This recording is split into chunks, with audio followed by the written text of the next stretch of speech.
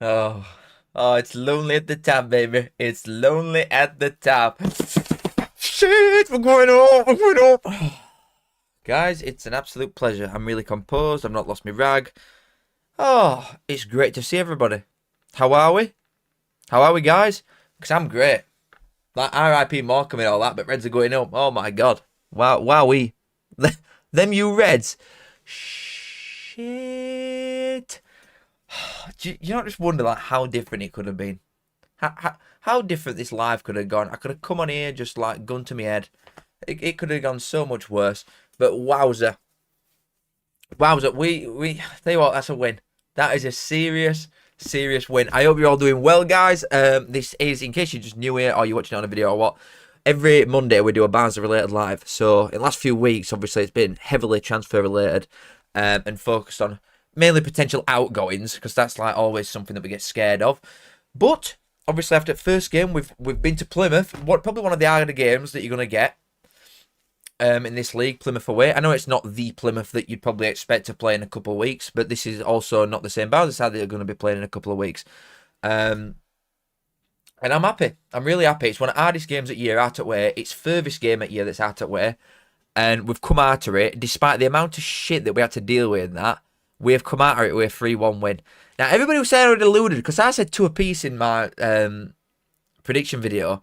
But then once I like sort of saw the Plymouth side, really, because they'd not had a striker, and just other, I mean, just in general, they look quite weak. In fairness, I disagree with Tom Cleverley being sacked. I think he's a good manager. He's just working with a bunch of planks, really. There's not a lot of serious quality within that side, but they've still got loads and loads of brash, you'd think, to go and change that before it's done.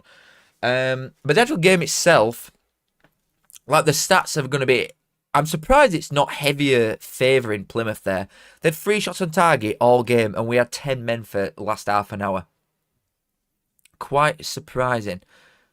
Barnsley, shot result at week, well done. I mean, yeah, I think a lot of people would have that. Stevenage did really well as well, I would say.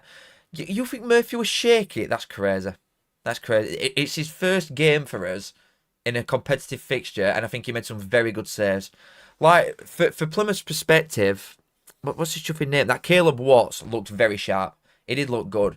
Especially out of position, I think he looked really sharp. I'm assuming that once they actually bring a striker in, you probably see quite a lot of G/A from that fella for Plymouth as season goes on.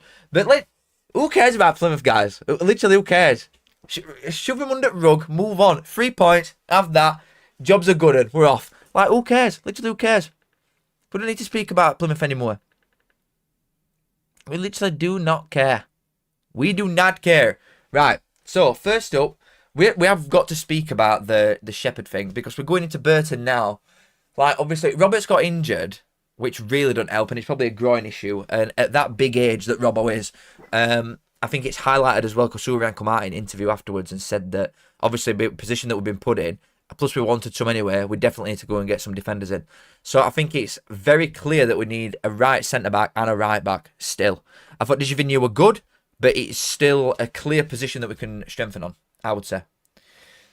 Yeah, I did see Plymouth getting abused to Brendan Wiradu. And then I saw like Plymouth fans saying, oh, it's Barnsley fans saying, like, I mean, you can imagine like the things that they're accusing Barnsley fans are saying. And then Plymouth put an article out saying, no, it's Plymouth fans. So there's just some like absolute gibbons in this world, but you get them everywhere, don't you? You get them at every club. Barnsley's got enough. There's a lot of strange fella.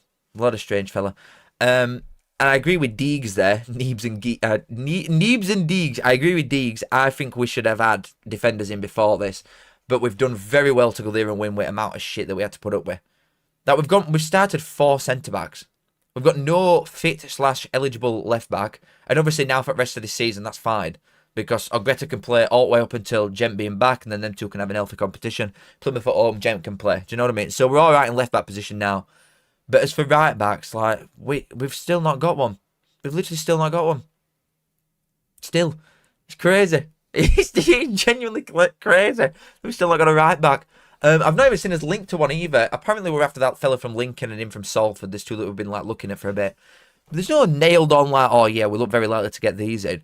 There's obviously a lot of kids that are going to be announced in the next couple of days. There's some American fella and some kid from Feyenoord that are going to be announced apparently, but they're for kids, not for like actual starting 11. And I guess we've got Bland that can play there and Dijavigny. But now with Roberts not being there and Shepherd having a red card for some, which is just ridiculous, and we can't even appeal it. Next, like what we were going to play with against Burton, Ogbeta will probably come in. I imagine it's Ogbeta, Earl, Dijavigny back at centre half, and Bland right back. I imagine, which you'd think against Burton, like no disrespect here, and I know what we're like, so like full disrespect to me personally right now. But Burton at home, come on, man, come on, let's go, surely. And Burton are AF decent, you know, but come on. Burton at home. Like, his midfield depth's crazy. We've created a lot. We should be all right there. But yeah, the Shepherd red card, I am genuinely bewildered. Like, I really am. I'm bamboozled. Especially with, like, Plymouth fans coming out afterwards and saying he gave you every decision. That ref had a Barnsley top on. He sent our centre-back off with 2 yellow cards and he didn't commit 1 foul. He didn't do one thing that warranted it whistle even being blown. Never mind a yellow card each. And then, I'm not being funny, but that second one is truly, I think it's the worst decision I've ever seen. I genuinely do. You know what I actually truly think as well? I think the ref has tried making a point by going like, yep, I'll get my card out for that really nice and early. And then sort of realised, shit, I've already given him one for doing no wrong. And I think that's why he walked away to start with, sort of just open it and magically go away.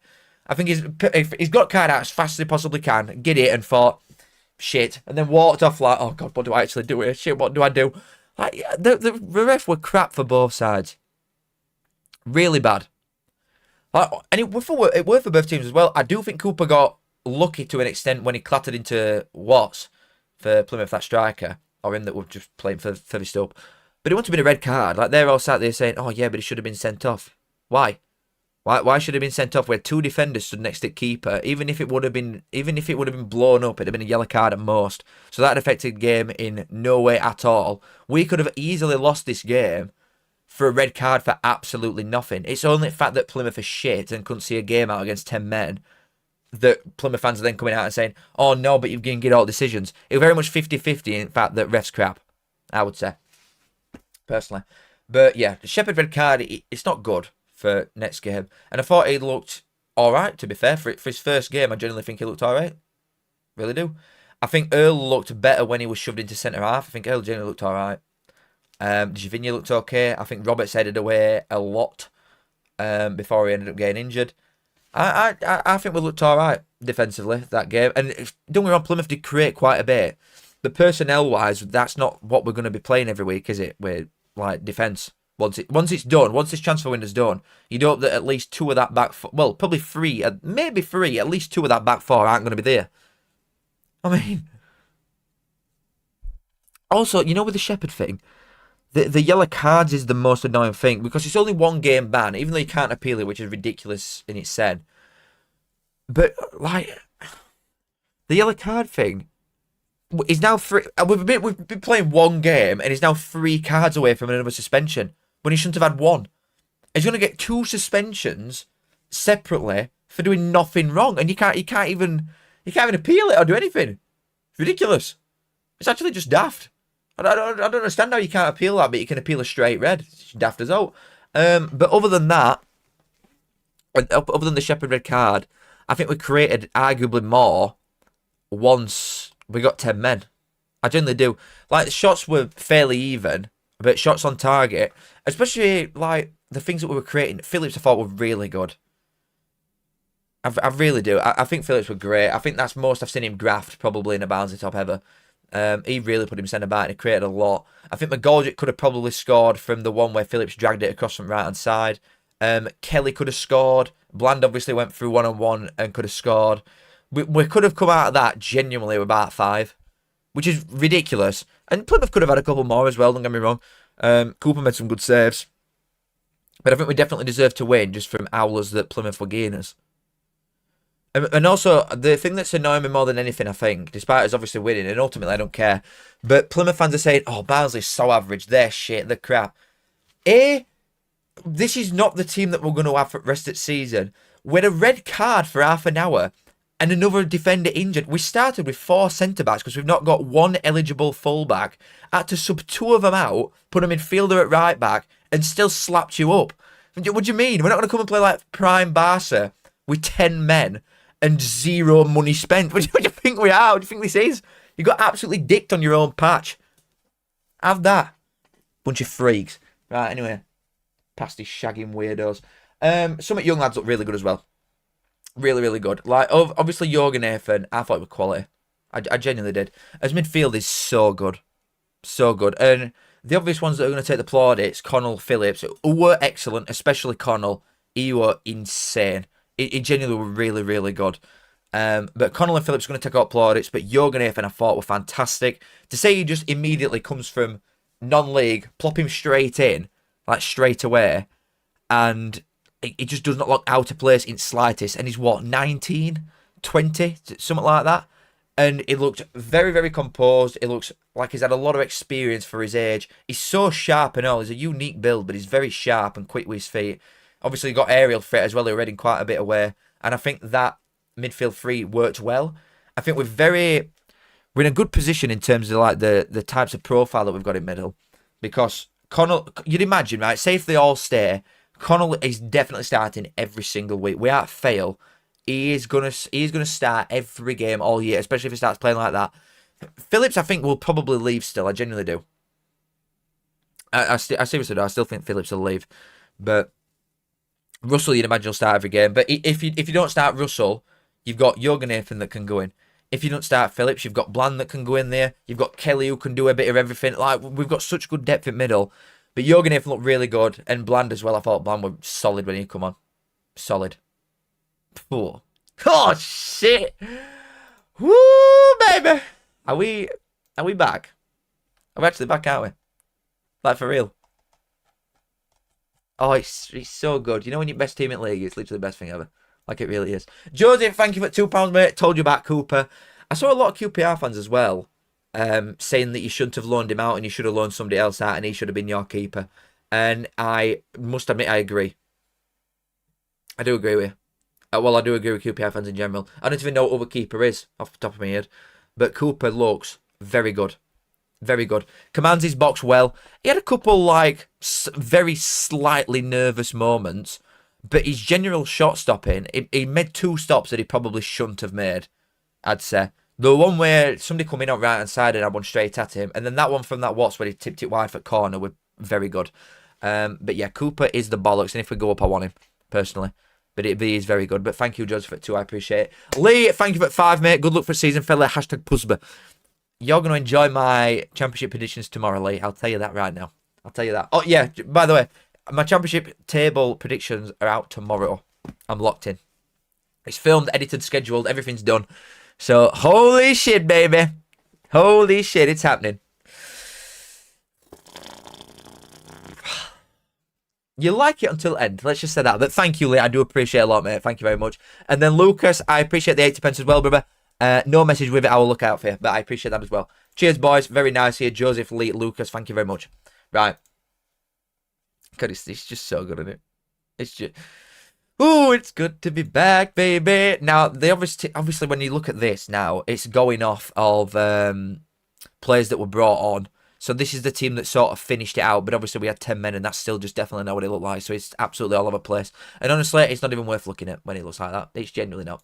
But then there's obviously some players to look at that we have been linked with before. What do you mean Enwakali news, by the way? I'm going to go to that quickly. Whatever this Enwakali news is. Is there even any? I need to stop doing this. I just fall for anything. There's nothing. Okay. Right.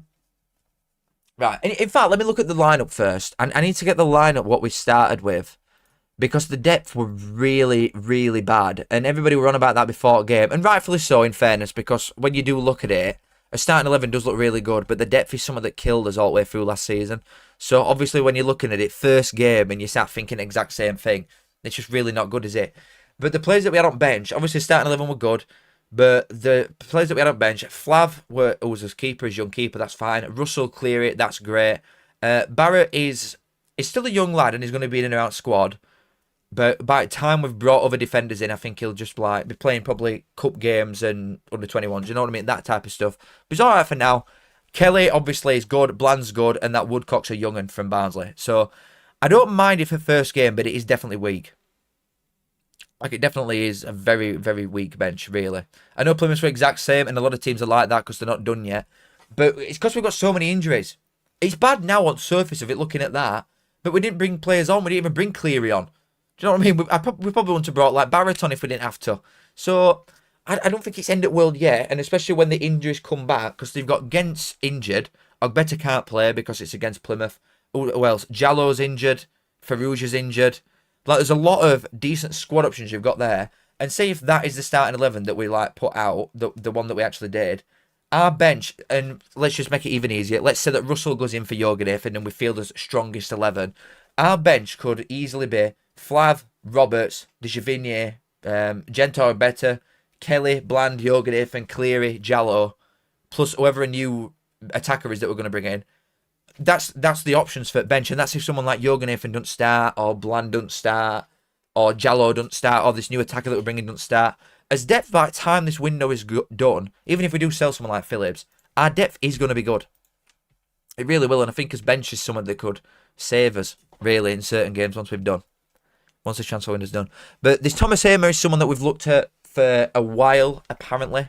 Like people have been saying, I don't know if we wanted him before he went to Lincoln in first place from Burton. But he didn't start for Lincoln, which were surprising because he started like every game from after he got injured like halfway through last season, came back for like last 11 games, started every single one of them, one of the best players in every single one of them, and then first game of season he doesn't start and he comes on for like 2 minutes at end. And obviously they've got Jackson, Sonny Bradley and Towler now who can sort of operate as a back three anyway. So maybe he's being like, maybe they're just accustomed to, or they're coming to the, what's the word? They're just accepting it, I think. That's sort of the point I'm trying to get across. I think they're sort of accepting that this could be someone that they'll lose and Jackson can play instead of him. Obviously, this Hamer's better than Jackson and he's got resale value, this lad. But if they take that option now to sell him, then they're still covered in that area. So he might leave. Truly, who knows? But it's someone that we need. I can't say I've watched like a million games of him, and I think he'll probably outshone by Powdy O'Connor and that Sean Rogan. But this is the obvious type of profile that we need. Someone that can play right back, right centre half, or both at the same time. But if not, then there's obviously this guy as well, this Haji Minoga from Salford. Again, didn't play. He weren't even in his squad at all. But I've seen Lincoln were interested in him as well. But also, we were coming out after the game and saying this stuff like it works, who knows? And the fact that he's not been put in squad and we've been linked with him for ages. Is this not another one that just like makes sense? Well, I've got no to say. I have nothing at all in terms of stuff from inside club. I've got note. No one. I don't know anything until someone's in the ground and it's more or less done. So I've got nothing to say. I've got no like breaking news. I've got no gossip to tell anybody. But surely by this time next week, well, this time on Friday, hopefully, we've got someone in. Minoga's injured. Yeah, but is it one of them, one Harris? Do you know what I mean? Is it just one of them ones? How many times we pulled that fasting? Or someone's injured, they've got a pull quad or something, and then 2 days after they've signed for somebody else. Like, it's all this tricky book, innit? It's the oldest trick in the book. And he might actually be injured. I truly don't know. But this fella been injured. Do you know what I mean? He started every week for him in last season when he weren't injured. So what's the reasoning there for probably the best defender that they've got left? Well, definitely best defender that they had from last season that's still there. What's reasoning for him not playing? I just think they like probably just want to protect their assets. Like Wickham and started Coney against Bradford because you're going to get a massive fee for him, and you don't get this massive fee injured. But we definitely need someone, and I'm just going off like what these are the players that we've been linked to this transfer window. Yeah, I'm going to say we've got the Callum Britton sell on as well, so that's just more money. We don't even need to. Do we need to sell anybody? Truly, let's be honest right now. Do we need to sell anyone? I know his owners come out about like balancing books and we're going to lose millions and we do it all the time, but we've brought his wage bill down. I genuinely think it's massive. The amount that our wage bill has gone down with how many players we've let go. Obviously, attendance, season tickets, all that stuff we brought all in. We've not spent money on one player yet. Oh no, we bought no, it weren't because what's the other fella called? Cleary cost like what? Probably about 100 grand for compensation. Have we bought any other lads that we brought in? McGoldrick were free. Or what other one that we got? Kelly probably about 50 grand. You know what I mean? We've genuinely done nothing. Well, we've got loan fees for these players like O'Keefe and Cotter that will probably paid for the other loan fees that we've brought in. So we're gonna get money for that that young lad. What's his name? The 16-year-old that captains England for his age. That's going to Chelsea. We're going to get compensation for that. We're going to get sell on for Callum Britton. And there's someone else that went. Morris, we might have a sell on. There's a load of other little bits here and there that we're going to get just odd like 100 grand, odd 300. You know, like odd bits of money that adds up like that. Plus the original budget, whatever it were. We're not going to come into this window like genuinely going off what his owner said. We're not going to come into this window with £0 in his kitty. That's just not a thing. We're not going to sit here and think, unless we sell Davis Killadone, we're genuinely not bringing a player in. Because if we did that, not one person had bought a season ticket. Do you know what I mean? That's just not how... It's not how football clubs work. Even the most delusional one of all time, apart from Wednesday, because they're just a freak. But no club is going to operate like that. So, I don't know. I do think we sat on a wedge, me. I really do. And I know that we went in for Tavid as well, his thing. So we've got money there. We've generally just not even done anything with it yet. And I just think 2 defenders in. Obviously, we bid for Jordan Thomas as well at Cheltenham. I think that's a possibility is still happening. But I just think we're 2 defenders away and another, like, I would like a quick forward to come in. We are 2 defenders and an attacking 9/wing option away from being very good, I think. Very good. Not so much like... Obviously, looking at the team that we played, well, this is what I think we could play against Burton, personally.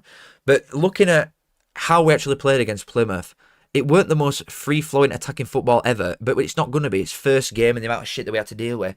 But I was impressed with the character more than anything, which is something that we have just not seen since Duff, or even before Duff, really. Because everybody goes on about this Duff season, right, as if it were the best thing ever. But we had as best team since we've been relegated was the Duff team. Like, defensively, we were a joke. Have you seen the personnel that we had and where they are now? Anderson went to Premier League. Kitchen and Thomas both went to a playoff chasing championship side. As keeper went to a playoff chasing championship side. And we failed. We ultimately failed with Duff. And also, every time that we went 1 goal down, or every time we were losing a game in Duff season, we didn't win 1. We did not win 1 game after going behind in Duff season. So everybody talks about this character and stuff like this of previous seasons and always refers to that one. But there was no character there. Otherwise, we'd have got promoted at Wembley. Do you know what I mean? That's truly what I think with that. I like Duff, but ultimately I think he failed. I think we had a better squad than Wednesday. And yeah, we were unlucky with red card. And we were just unlucky in general at Wembley. But I still think we should have gone home. Based on the 2 teams that were there. I really do. And character, mate, we didn't show any. We didn't win 1 game after going behind. Last season we did. In fact, under Collins, how many times did we do that? I know it was mainly because we were shit at first 10 minutes and we always had to come back anyway. But that had more character that year. They showed more character at Bolton away. We had to manage her. There's obviously stuff there with this. Well, a large part of this group, and I think Urian has just got him running through brick walls for him just based on that first game. Also, to back that point up, I would say, what am I just going to say? I've just lost it. I've absolutely lost it. I've genuinely lost it. Oh, that's the one. How many times, like in all the other seasons in recent history, if we were 2-1 up away at a decent side that's going to be up at top of division that we're in, and we were 2-1 up and ended up going down to 10 men, we would have lost every single one of them games. Every single one of them. Would have lost last year, and I'll tell you for an absolute fact, we'd have lost it under Duff and all. 100%. The subs were really good. We shifted so many times into different formations. I think kids that come on did a great good job. And ultimately, there's a lot of pressure there. Like, we were heavy favourites before the game, bookies-wise. I don't know why, even though I didn't have a striker. I couldn't understand that. I was debating Plymouth on, but I'd never once in my life backed against my own team. But yeah, I'm really impressed with the character that we showed in very tough circumstances. And I also think that's probably one of the hardest situations we're going to be in all season. That it's one of the hardest games of the year. Went down to 10 men with a crap bench. Well, a weak bench. Let's not say crap one. A weak bench. 4 centre-halves and no full-backs. We couldn't play the system that we wanted to. McGoldrick was starting central and DKD were out wide. Whereas once Ogbetta's back, they're going to have trained, and I think the system will be McGoldrick's out wide and Dunstan middle. So people were all over the place. Kelly come on and he were chuffing right back, left back, centre-back. We were chuffing everywhere. I'm happy. I'm genuinely very happy with that start. I don't think it could have gone better if we tried, really, in terms of result and just preparation for the rest of the season. We're not going to have an harder game than that, or very few, in terms of the battles that we're going up against, not so much like Plymouth's team itself. And also from a fitness point of view, I think that is going to have done us wonders. Absolute wonders. You can have as many like training sessions and friendlies as you want. Friendlies are good for getting your match fitness up, but this is a different beast fitness-wise to what it's ever been in this league, I think. This is the fittest we've ever looked. And I'll tell you what, defending for half an hour non-stop with 10 men, never having ball, just constantly shifting side to side, mate, that is going to have done them wonders. We will be fittest team in division after that, I am telling you. 100%. I bet they're absolutely knackered. I bet they're still shattered now, 2 days after. I bet they're knackered. But, like, looking at probably what I would assume the team will be next week, I wouldn't be surprised if Russell's on bench again and Jürgen Nathan starts, but obviously if he's got a knock, it might be an easy excuse to just put Russell back in. But I think majority at rest at team will be same, like going forward. I think the only issue will be defensively, obviously. But Ogbetta can play, so we'll go straight in, and then Erland Ishvigny probably the centre half with Bland at right back. I assume that's how it'll go. And obviously people look at McGoldrick and think, you can't have an 100-year-old bloke on wing. And I do agree, but also Ogbetta is not a left back, is it? This is the paper 11. They're not going to play like this and just stand like that in the position, are they? We'll probably shift into a bit of a back three, and Ogbetta will go as a left winger, which will shove McGoldrick in anyway. It'll end up being like a 4-2. It'll end up being like a 3-2-5. Honestly, we'll have that many attacking-minded players on pitch there. Like 7 of them fellas you could see scoring from open play. I'm just really excited. I can't stress it, boys. I'm just actually really excited. Like, that's just where I'm at. Like, genuinely. Obviously, Burton at weekend, they did win 2-1 against Mansfield, but it were 2 very good finishes from edge at box. It's not like they've absolutely carved them open. And Mansfield, stats-wise, looked all right. So, after watching highlights, it looked quite 50-50, just 2 pearlers from that fella in middle. I forgot his name. What's his name? Webster, something like that. Charlie Webster, is that his name? The Burton lad in middle with frizzy hair. But yeah, we should be all right. Obviously, last season, we were absolutely honking shit. And Burton come and scammed a 0-0 off us. But we absolutely battered them. I genuinely battered him. Jürgen Nathan is the bollocks pal, can't have him on bench. Yeah, but his midfield is just that good. It genuinely is. His midfield is that good. I said this last season, right, and I hold my hands up with the Birmingham thing, because they ended up being crap as well. But I do think one of them leaves, in fairness. Obviously, there's Dion Sanderson, who he's been linked with Wigan. But for that price, I just want to put it to bed right now. We ain't paying that.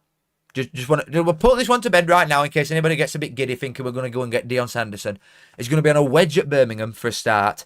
And Wigan probably need a defender more than us, which is crazy. But I think Wigan probably do genuinely need a defender more than us. And also £1 million for someone that if we did get promoted would have to be shifted out straight away. Don't really make much sense. He's a very good League One centre-half. Clearly not good enough at Championship, or they won't be getting rid of him. I know Birmingham have got rid of a lot of players, but they keep him as a backup option at least, won't they? And if they were good enough, there'd be other teams that have been promoted or in and around relegation battle in Championship, or proper top League One defenders, teams even, that are going for him. And Wigan, despite having a good start, are not one of them. You know what I mean? He's not going to Luton or Huddersfield or Bolton. It's Wigan that's looking at him. So, respectfully, we ain't paying £1 million for no man. And definitely not a defender that we'd have to get rid of ASAP. But this is something that I want to talk about because I do think it's a possibility still.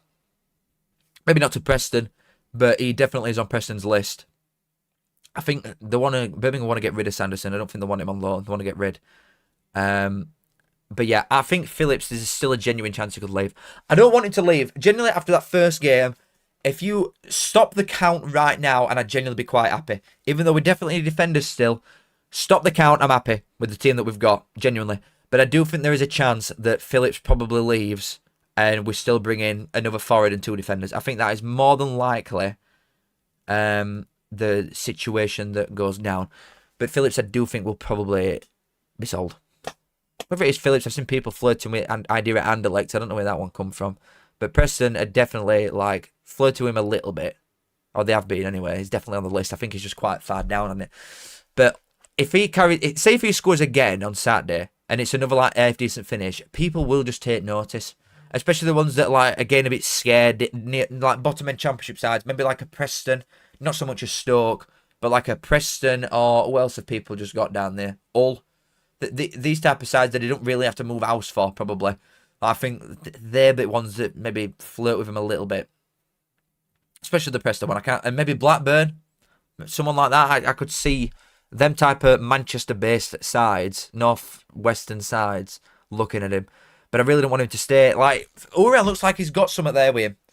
I'm telling you now, Phillips has always been very good for us, always. The amount of goals and assists he's scored for us every season have been ridiculous. But he can be slack. I will say it right now. I think he'd agree. I think everybody who's got a pair of eyes would say in previous seasons, Phillips can go missing. He can get a bit stroppy, which I don't blame him for most part because he's playing with a lot of turnips for the last few years. But against Plymouth, he were proper putting graft in. Serious graft. Wickham will be back in for Connell when they sell Kone, and we can tell him to do that. We don't need to. Just from that first game alone, I think has changed a lot of people's perspective on him. I genuinely think that. Like obviously, board itself know what he's valued at, although they've just accepted it. You know what I mean? He's got what 3 years left on his contract. If we go up, he's worth triple what Wickham have bid. And also, what's point in selling someone that's 24, is his club captain? We do not need to sell. I don't know where this idea come from that we need to sell because we don't. Why sell him? Why sell him? I think we could see best version of Connell we've ever seen. Same as Phillips if they both stop. It's like yeah, they want to play championship football and they deserve it. But if you give us a year, lads, you could do it here. That's the main thing. You could do it here and triple your wage like that. So, who knows? But I think Phillips could end up leaving me, personally. You need a striker to back up McGoldrick. But we've got, obviously, Dunn's a striker. Do you know what I mean? Dunn is going to be the starting... we've not got a number 9. We've actually not even got a number 9, like, squad numbers-wise. But we've not got, like, an out-and-out striker. I don't think McGoldrick's that. I don't think Dunn's that. Maybe we need a different type of profile to bring on for a certain game. But I'd rather have... I think I'd rather have another winger. Really. I genuinely would. I think I'd rather have a winger. Because also, you've got Cleary. Cleary can go up front. If we needed to. Cleary, and he's rapid. And he's a different profile to both of them. Cleary could go up front. Jallo could, I guess, in theory, go up front. Obviously, if we bring another winger in, I'm assuming it's one that can do maybe 2 positions anyway. So I think we're fine. Every position going forward, I think we're fine. But I would like another one just for the option and for the bench and stuff like that. And I think this sounds weird, but I could see McGoldrick going bench after like a couple weeks maybe. I think he would have more impact off bench, maybe. Just for like the pace aspect that we want. But also, we've not seen Ogbeta yet, so I think it's too early to say that. But Ogbeta is going to provide a lot of pace and width down left anyway, innit? And McGoldrick will just sort of pick pockets that he wants. His strength's his brain, innit, McGoldrick? So maybe we'll see a little bit more. Uriel will know exactly what we need and he'll get him. I do genuinely agree. I genuinely agree with you. But I think that's obviously going to be the team I would say that's going to start at weekend. Maybe Jürgen Nathan in for Russell. But I think Jürgen Nathan and Bland, people were sort of questioning this. They're very obviously going to get loads of minutes this season. Absolutely loads of minutes. And from a right-back perspective, I don't want to bring in an old boy. Like you're saying about Duncan Watmore, and I've seen people say Adam Reach and stuff like that. Like, why? I'd rather just have Bland. I know he's not even a right-back, but I'd rather have Bland that we can develop and get a massive fee for eventually than some old man. We've got a few old men. We don't need any more old men. If we're going to get a right back in, I want it to be one that we can also... That's probably maybe better than Bland right now, naturally in right back. But that, again, we can develop and sell on. That's what we've done forever. We shouldn't go against that. The bread and butter, what's kept us going in football since dawn of time. We've always bought young, hungry lads, developed them and sold them on. That is just what we do. And I think Bland, Jürgen Nathan, Jallo are just latest ones in a long line. I know they had 0 draws. I mean, Jordan Williams back is injured too much. But why would I want him then if he's injured all the time? But he'd be... You know what? That type of player in Jordan Williams would be perfect for us. He'd be perfect in this sort of system. I'm finding it hard to just not get really excited. Like, as soon as the game was done, I'm genuinely itching to just go back. I'm itching. And also, I've said to everybody before, I'm not doing any aways because I can't. Well, I can do one, but I'm not doing any aways until my first one's 4th of October, I think, and it's Wickham at F12. Because I go on holiday on the 21st, like early in morning, like 3 in the morning on 21st. And on 19th, we've got Peterborough away. So one message in group chat after that game, and now we're doing Peterborough away probably. Like on a Tuesday night. But I've already been. But I'm sold.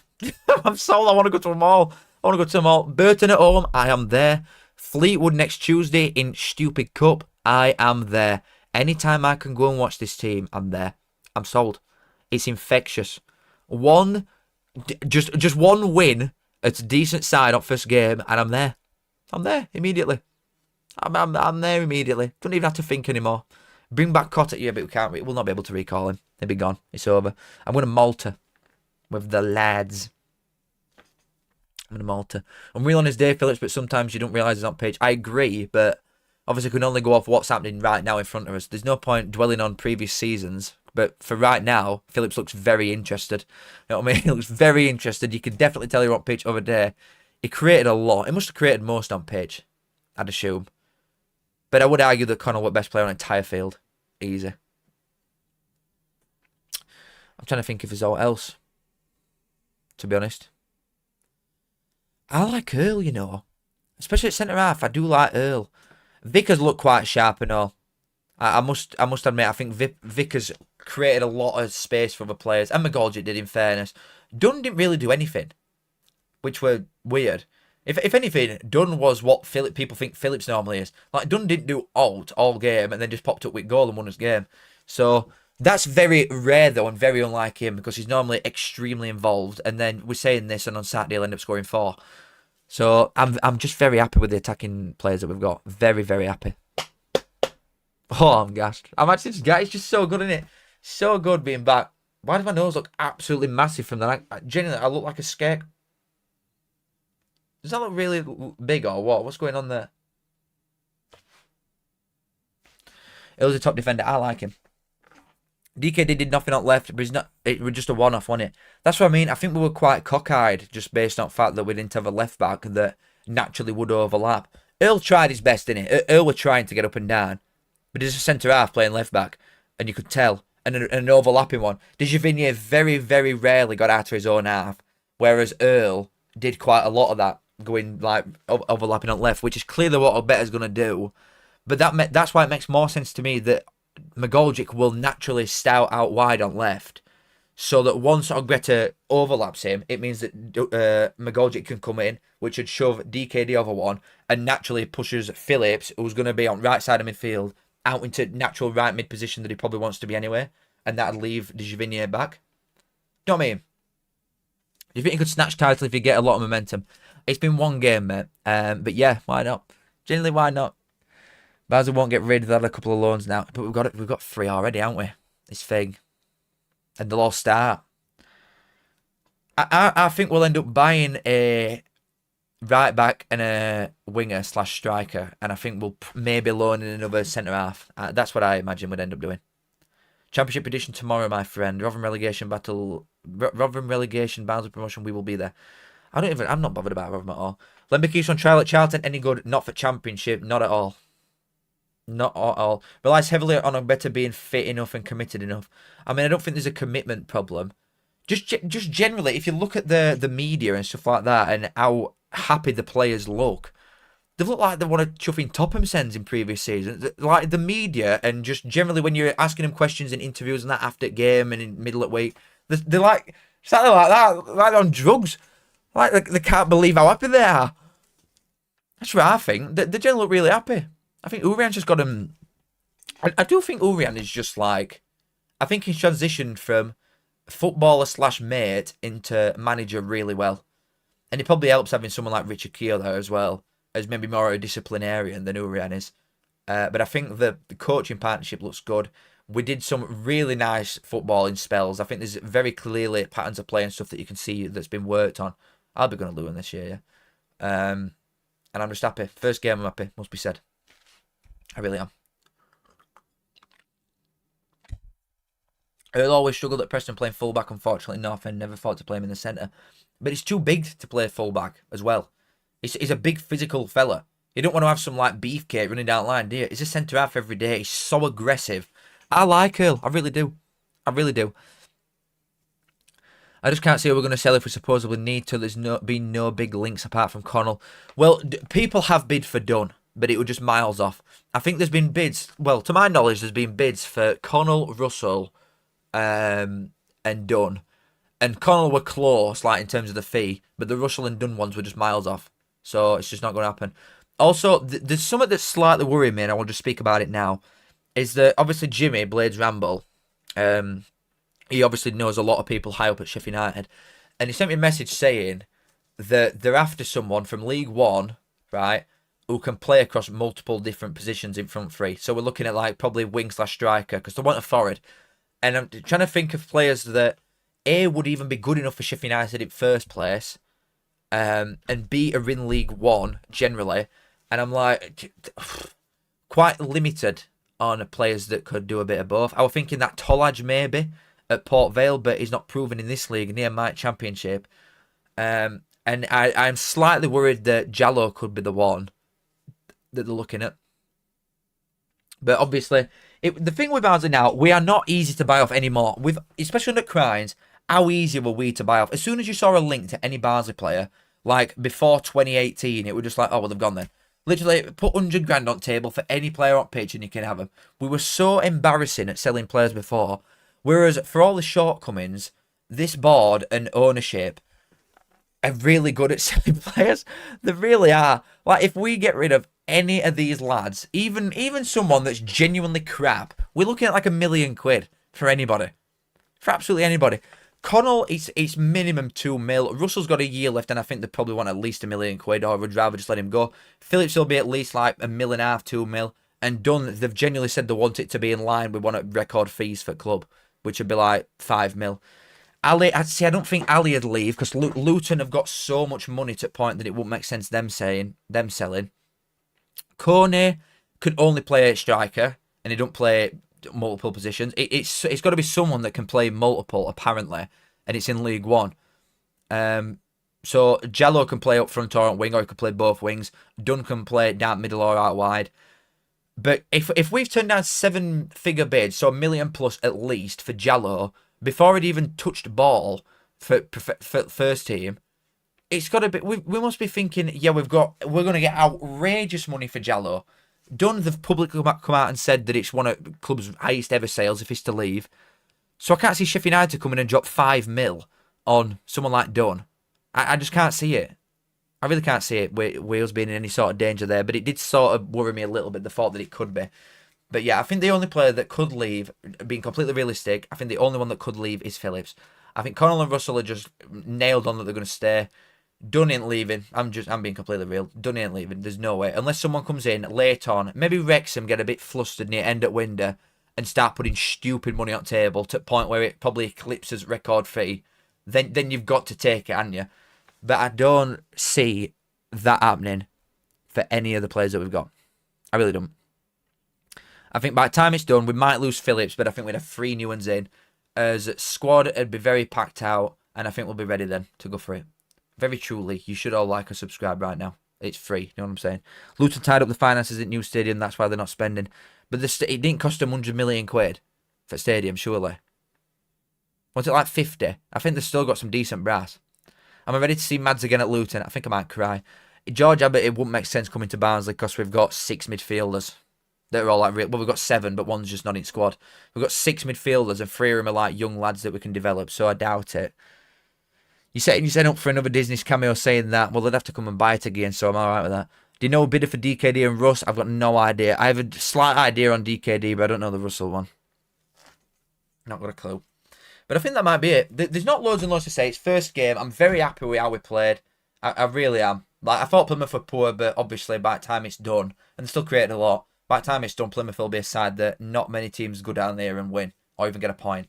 But I'm happy with the start so far, and I'm just very excited for season now. I'm very excited. I don't just want to sit and like absolutely waffle, man. I know I've done it for fucking 3/4 of an hour, but I don't want to sit here and be like, yeah, we're winning the league, we're doing it all. Because it is one game, But I'm just happy with how it started. I really am. It's got to be said. I'm happy with how it started. Also, I want to say thank you to Match Bingo for sponsoring the channel. You know how it works. There's a link at the top of the description. If you're 18 plus and you want £5 for free, or £10 for free even, just go and put a 5 on that. You know what I mean? You don't have to think. You can turn £5 into £10 like that, or 15 instantly by the click of a button. So if you're 18 plus and you like a flutter, then that's there. Burton score prediction, I would probably say 2-0. I think we'll win. I do think we'll win, genuinely. I think there's a potential that we could be in #1 spot next week. Shit! Physical profile at side helps as well, especially in League One. A lot of big lads there. That is true.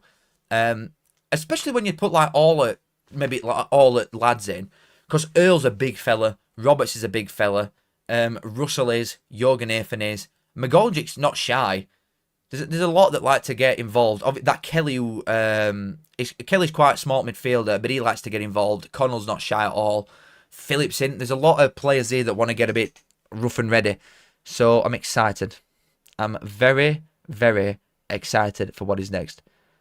Jason Campbell, that sounds like the life, mate, to me. That truly sounds like the life. But boys, that's it. Absolute pleasure. Anybody that's donated, I appreciate it a lot. Anybody that's just viewing, chatting, anything, I really do appreciate it, boys. I just love talking about this club. I absolutely love it, and I could do it all day. I am absolutely in love with this team.